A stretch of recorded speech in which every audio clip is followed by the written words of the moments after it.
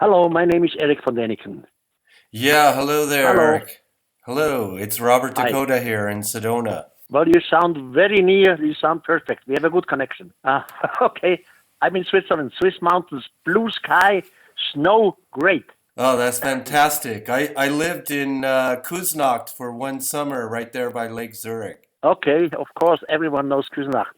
Let me just give a quick introduction. Hello, I'm Robert Dakota of Worldviews Media, and I'm here to introduce you to Erich von Däniken, who will be joining us in Sedona this May at Earth Origins 2020 conference. Thank you so much for joining us, Eric. It's a pleasure for me to come to America anytime, and the first time to your place.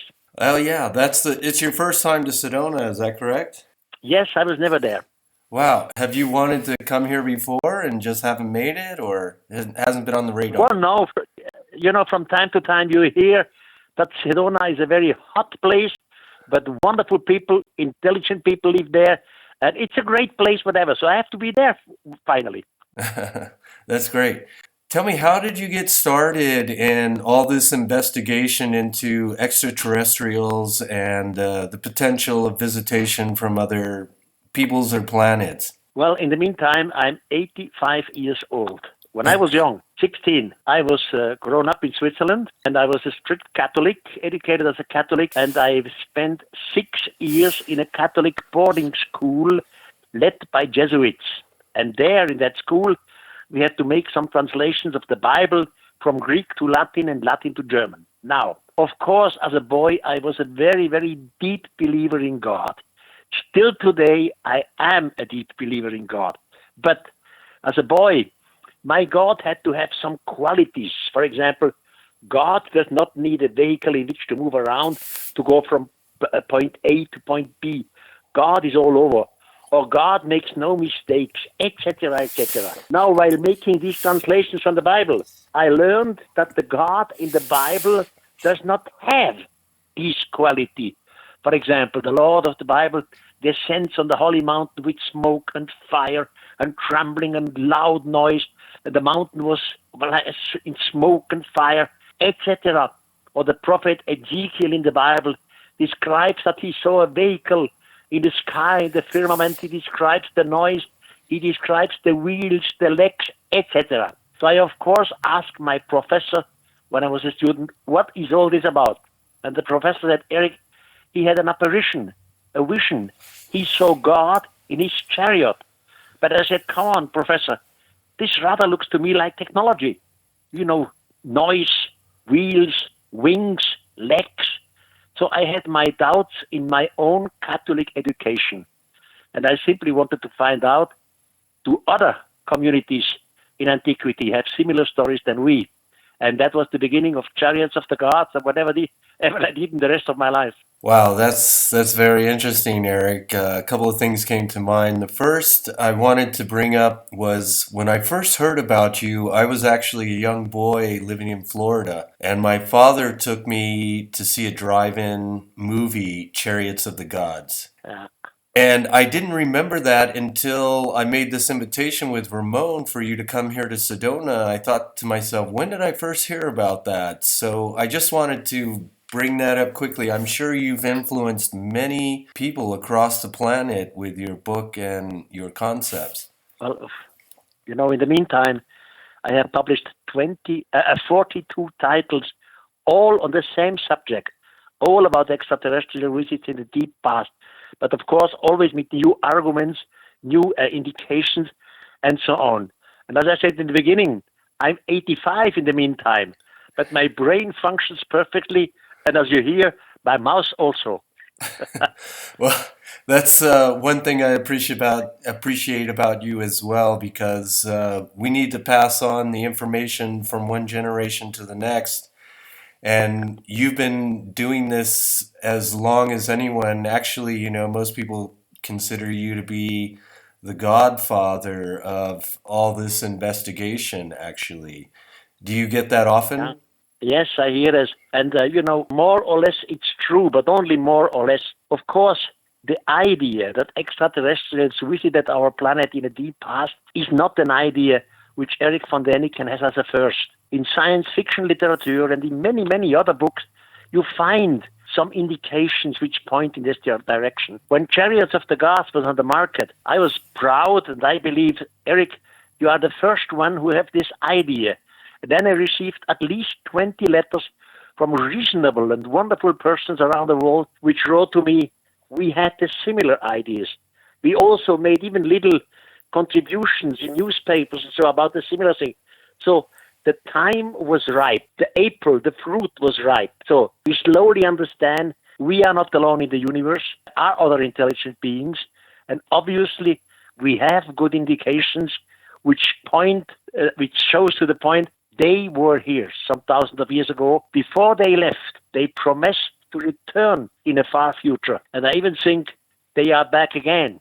We are under observation. Uh-huh.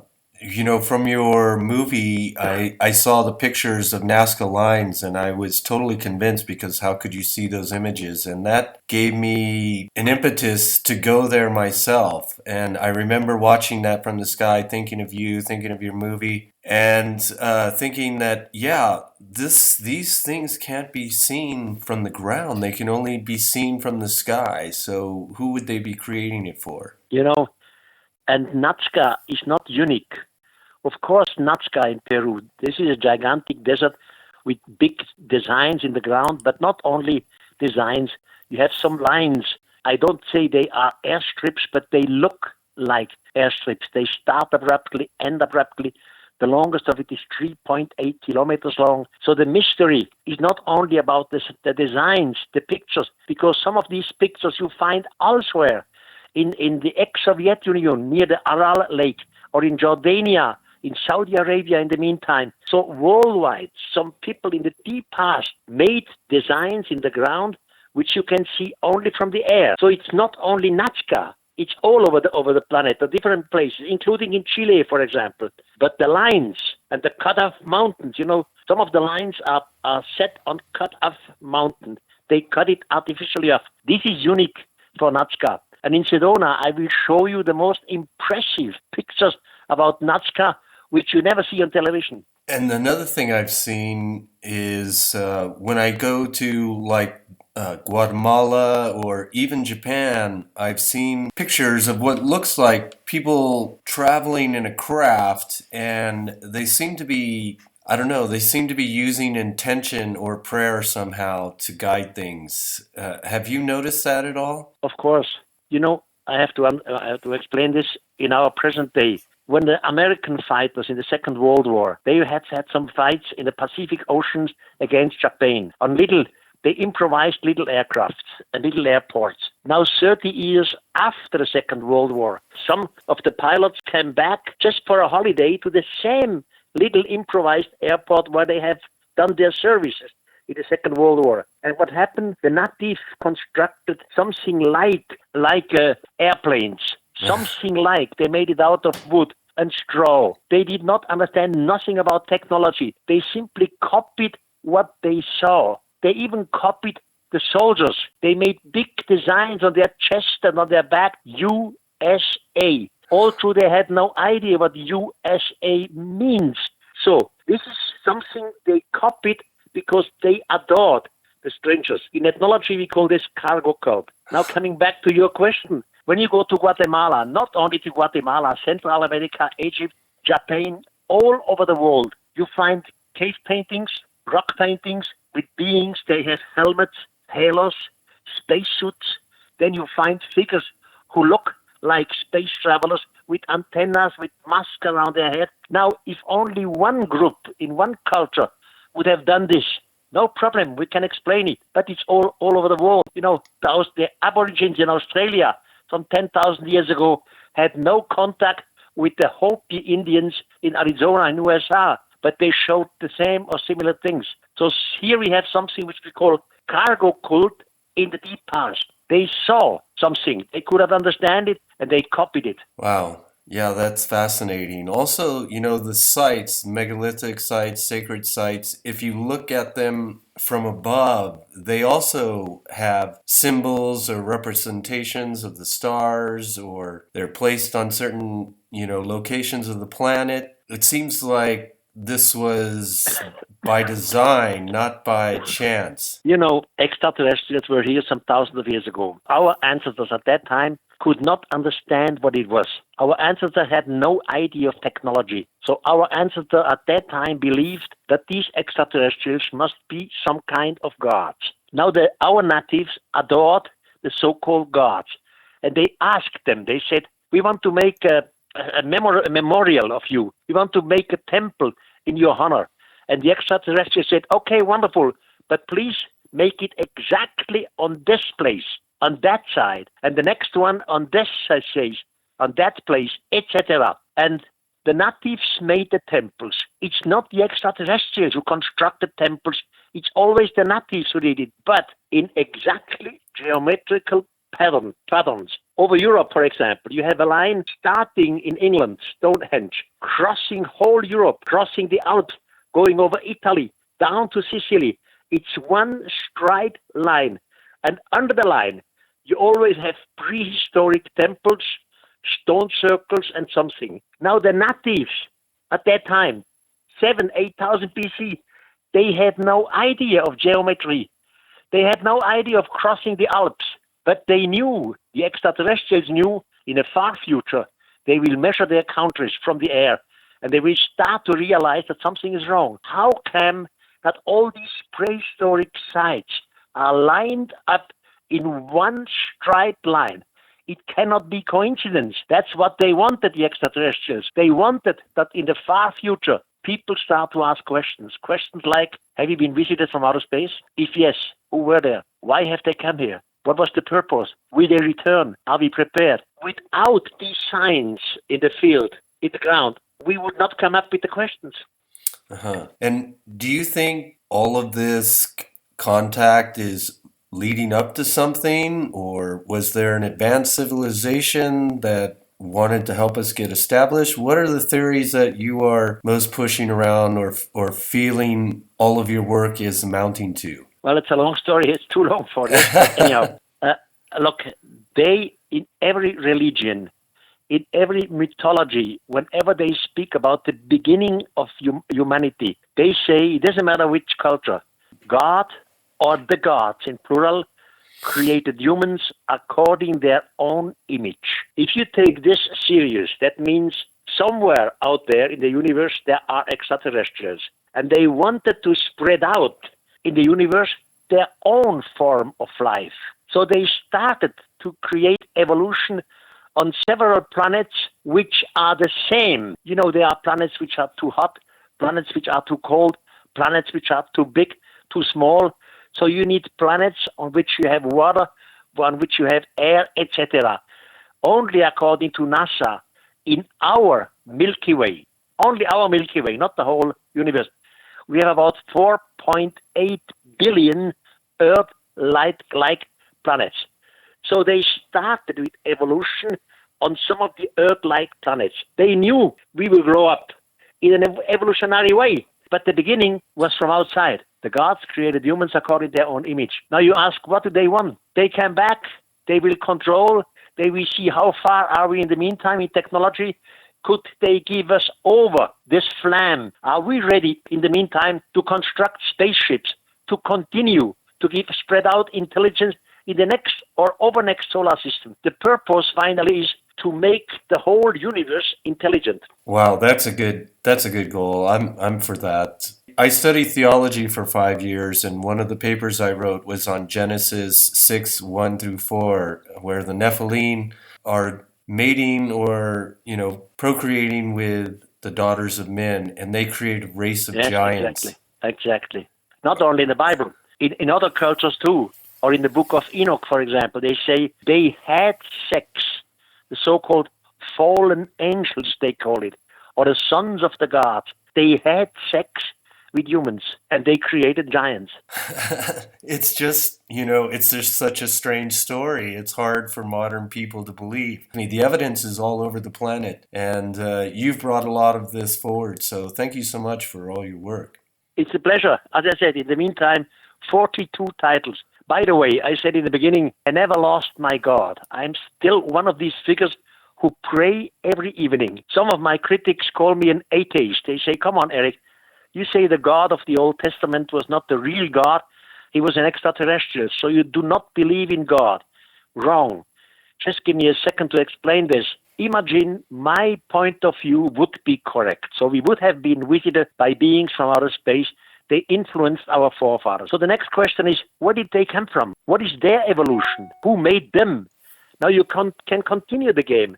They were inspired by another solar system again. Okay, but who were the others? You can play back the game for millions of years. It doesn't matter. Finally, you arrive to a starting point where in every respect, in honor with religion, you say, here is God. You never lose God when you deal with extraterrestrials. I agree with that 100% because after my theology school, I had more questions than answers, but I never threw out the baby with the bathwater. And I think this is all leading somewhere, and these events are about putting different pieces of the mosaic together so that we can clearly understand what we're looking at. Exactly. I'm on your side. I'm on your side as well. I was talking with Hugh Newman, and he talked about the properties of these different stones that different megalithic sites and sacred sites are made from. Do you think this technology comes from outside the planet, or did we have this on the planet before? Now some of the technologies definitely came from outer space. Look, in the highland of Bolivia, 4,000 meter high, there is a place called Puma Punku. And on Puma Punku, you find gigantic stone blocks. They are made out of granite and andesite. It's very, very hard rock material. Some of the platforms have a weight of 300 tons. And now the natives, when the Spanish conquerors came to South America, the Spanish conquerors were standing before these big stones together with the locals. And the locals said to the Spanish conquerors, we were not the ones who made this. It was the gods who made it in one night. Now I ask myself, how can you understand this? I know some thousands of years ago, there was a mother spaceship in orbit. From this mother spaceship, smaller vehicles have come down. Today we would call them space shuttle. Out of the space shuttle, again, smaller vehicles came. Compare it to the lunar car, the car on the moon. Now these extraterrestrials, they behave themselves like ethnologists would do. They study a few groups, they learn a few languages, they teach a little. But of course, ethnologists, they have their technology on their backpack.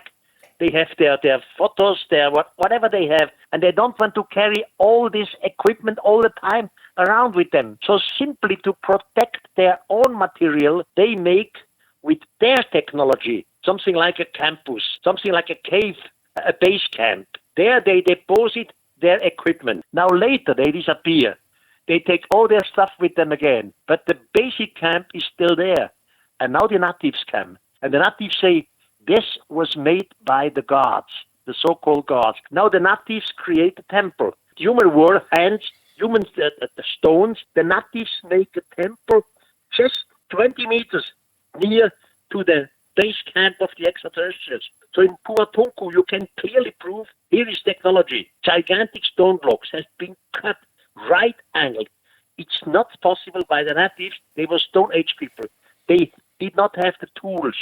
So you can compare. Here is extraterrestrial technology, and here is a temple. The temple is human technology. Today, we seem to be having so many crises erupting all over the planet. Do you think any of this technology or information will help us overcome some of these crises we're facing planet-wide? I don't know. I know we have crisis and we have pollution and we have a lot of problems on this planet. I don't think that extraterrestrials will take this away. We have made this rubbish. We have to clean up our planet. We have to do it. But if extraterrestrials would show up, we could ask them, in your evolution, thousands of years in the past, have you had the same problems or similar? How did you solve the problems? So we could take advice from them. They could show us and tell us how they did it, but we have to do it by our own. Yeah, I agree with you. It seems like we have to face our own issues and grow up from that. It seems like we have to face our own greed and overcome our own issues, and that's what I thought theology would provide. That's exactly the point. That's exactly.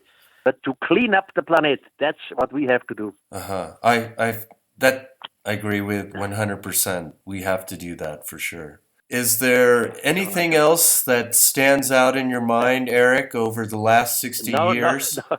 Now I'm waiting to come to Sedona and to give you a speech, a brilliant speech. I show you incredible pictures which you have never seen, and of course I have wonderful computer animations. And I will show you things out of the Bible, like the prophet of Ezekiel, and you will see what we know today. I explain what our ancestors thought what it is, and how have we learned, who has helped, and what do we know today. Fantastic computer animation. You will be fascinated. That's so awesome, Erich. I'm really glad that you're coming to Sedona. I'm so looking forward to it, and I'm sure there's a lot of other people who are your fans who will be joining us here in Sedona as well. Okay, thank you for the interview, and bye-bye. Good luck. Yes, thank you. Okay, ciao. Ciao. Ciao, ciao.